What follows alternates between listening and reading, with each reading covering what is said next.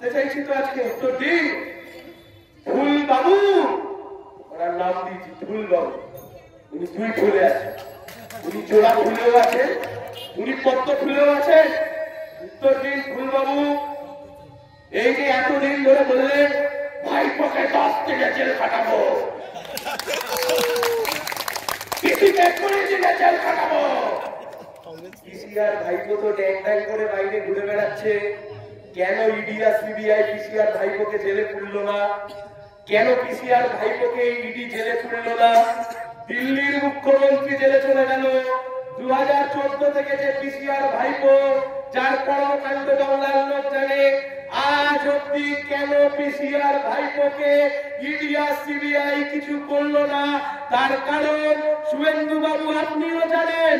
কোলাঘাট থেকে আপনি যতই সায়ন বাবু করে চেল্লান, আপনিও জানেন দিল্লির বিজেপির নেতারা মমতা ব্যানার্জির মাথায় হাত রেখে নিয়েছে। আর তাই জন্যই নিচু তলায় বিজেপি আর তৃণমূলের কর্মীরা যতই মারপিট করুক, যতই খুনোখুনি করুক, যতই নিজেদের মধ্যে মারপিট করুক, ওপর তলায় দিল্লির বিজেপির নেতারা মমতা ব্যানার্জি আর তার ভাইপোর মাথায় হাত রেখে দিয়েছে। তাই জন্য এত কিছু হয়ে যাওয়ার পরেও বাংলার মুখ্যমন্ত্রী আর তার ভাইপোকে ইডি আর সিবিআই ছুঁয়েও দেখে না। উত্তর তো দিতে হবে শুভেন্দু বাবু, ফুল বাবু, উত্তর দিন। এই যে বলেছিলেন একের পর এক তারিখ, ওই তারিখে ওই হবে, সেই তারিখে তাই হবে, ওই তারিখে ওই হবে। তারিখ পে তারিখ, তারিখ পে তারিখ, শুভেন্দু বাবু একের পর এক তারিখ চলে গেল, কিন্তু কেউ তো জেলে গেল না।